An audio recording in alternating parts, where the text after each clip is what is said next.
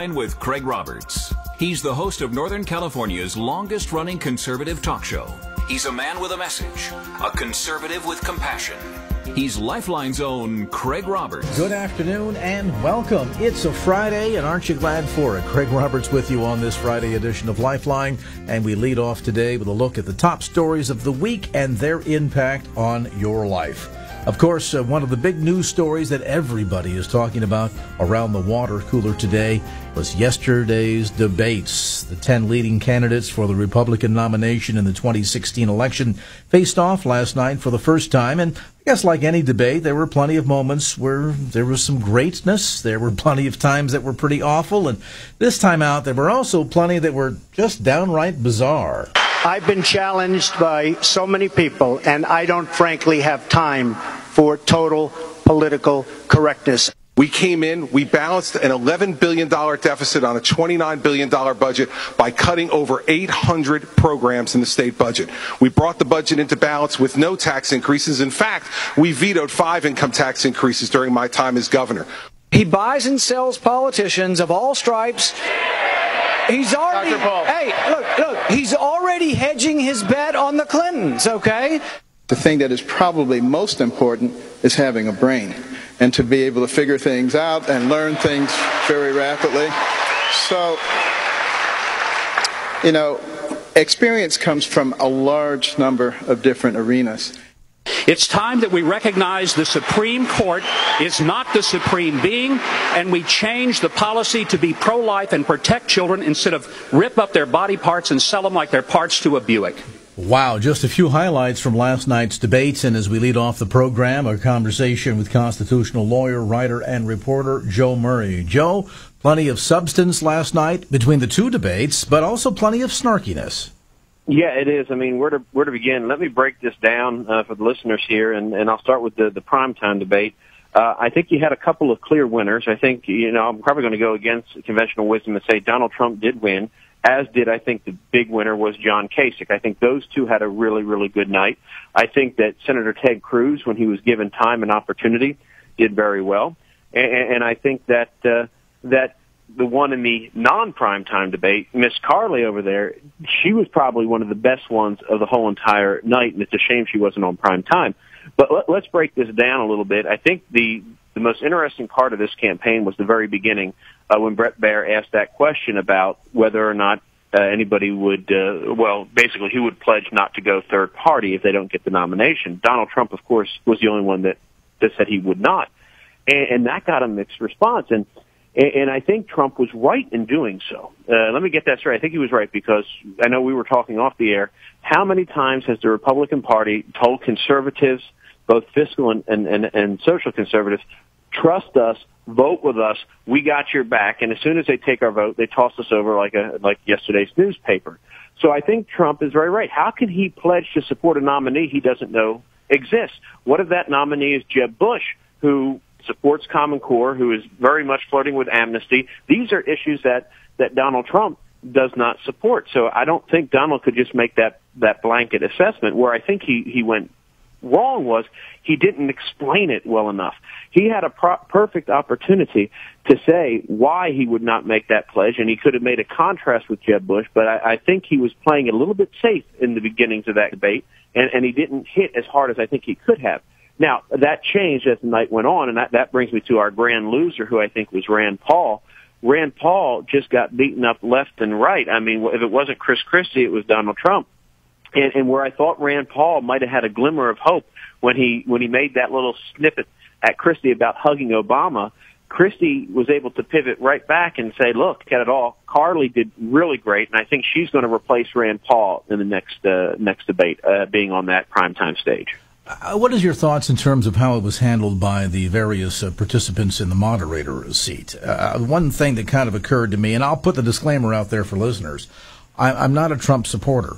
I am mesmerized, like I think many Americans are, at his unconventional candidacy that I think for many is sort of a shot in the arm for Americans fed up with predictable poll blather that we hear from most of these politicians. Some people are offended by how Trump says things, but not always by what he says. I think at the end of the day, Joe, he's speaking to concerns of working-class voters. End of story. That said, it was almost snarky in the fashion in which some of the exchanges took place, most notably moderator Megyn Kelly, who, challenged Trump on some of the language that he's using concerning women and some of his comments and postings on Twitter and whatnot in years past. Some of the remarks went all the way back 18 years, which hardly seems to be apropos or certainly current by any stretch of the imagination. It's almost as if there were moments that somebody was reading off the script following the telephone call from the RNC that went something like this.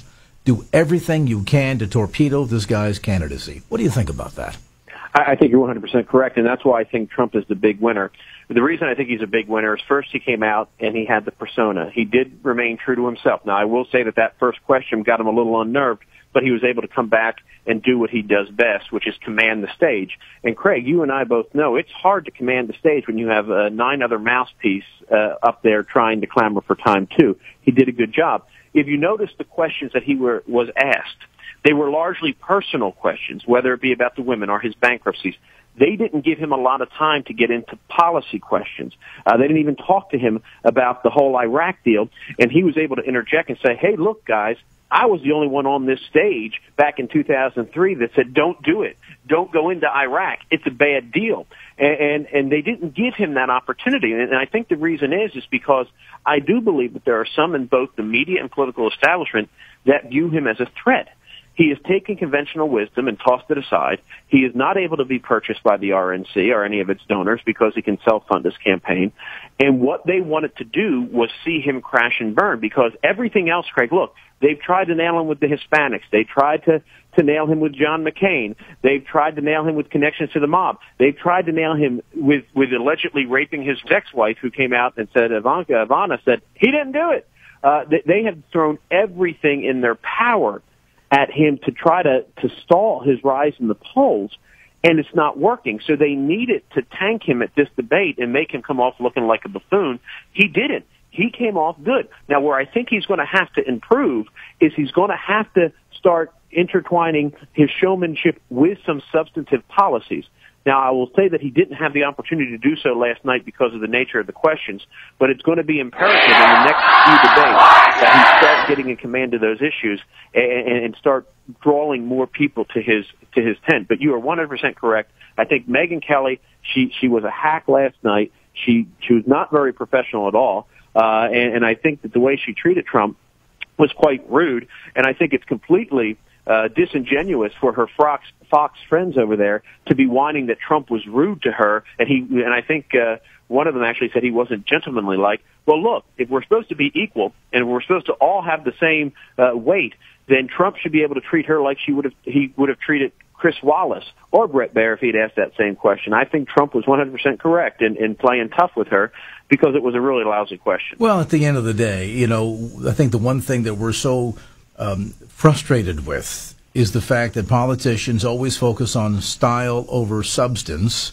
and clearly much of the attacks seem to go right to the heart of trying to derail his style and yet not really engage him on the substance. And, when he comes out and says that the loss of working class jobs is due to awful trade agreements, unfair competition for those jobs, security threats due to the flood of not only illegal immigrants pouring across the unsecured borders, but then all these deals that multinational corporations strike with Congress to get the HB1 visa workers here and literally steal high-paying jobs right out of the fingers of Americans. There's substance to that.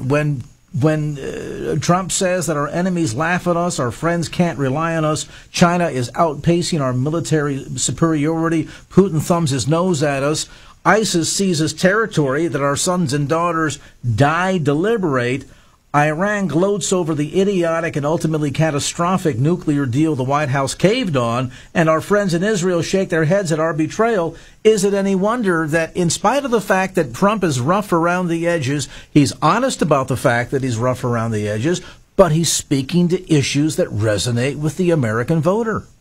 And know what amazed me, Craig? We had, Megyn Kelly did this ridiculous question about whether or not he's going to be involved in the war on women. I wonder if somebody's going to ask Hillary if Bill and his treatment of women is going to impact women voters to her. It's a completely ridiculous question. You were in Cleveland, Ohio, Craig. You were in Ohio. Ohio was part of America's manufacturing greatness. It is now part of that Rust Belt. None of the questions that at least I remember last night dealt with trade, dealt with China, dealt with NAFTA. Nobody was asked what they would do to restore manufacturing in the middle, in Ohio and in the middle class in general. Nobody was asked to tackle that because they know if Trump had been given that opportunity to talk about trade and to talk about how we have exported our jobs while importing a whole bunch of problems, it would have been a huge victory for him. And they deprived that. And again, if I'm on Trump's debate team, you got to find ways to work that stuff in there. I think one of the best moments of the night when he was asked about immigration, and I think he quite correctly came out and said, look, the only reason we're talking about immigration is because of me. That's right. You wouldn't be talking about it if I wasn't here. And know what's amazing? Just before we got on the air, Craig, I saw a poll. Univision had to report that that's the network that, of course, that is Trump's in a lawsuit with because they dumped him after his comments and his announcement. They had to report a poll. Donald Trump is leading 34% among Hispanics. Wow. He is beating Jeb Bush, who only has 31%. So this is why everybody's scared, Craig. And like I said, whether you support him, whether you don't support him, Donald Trump has broken all the rules in terms of what conventional politics should be. And it scares the pants off of the power brokers in D.C., who are saying right now with Donald Trump they have no power. And that's why what you just talked about is so correct. That's why I do not think this debate was fair, and that's why I think Megyn Kelly and Brett Barr with that first third-party candidacy, everything was geared to unnerve and make Trump stumble, and he didn't, which is why he is a big winner in my book in terms of this debate. And John Kasich, I want to say John Kasich did a very fine job, too, and I don't think he has any chance of getting the nomination, but he is setting himself up to be a very viable VP pick, I think, as we move on in this campaign. And we'll move on for a quick timeout and update on traffic. Come back to more of our news and analysis of last night's debate. Joe Murray, constitutional lawyer, writer, and reporter on this edition of Lifeline. Brian Lawrence standing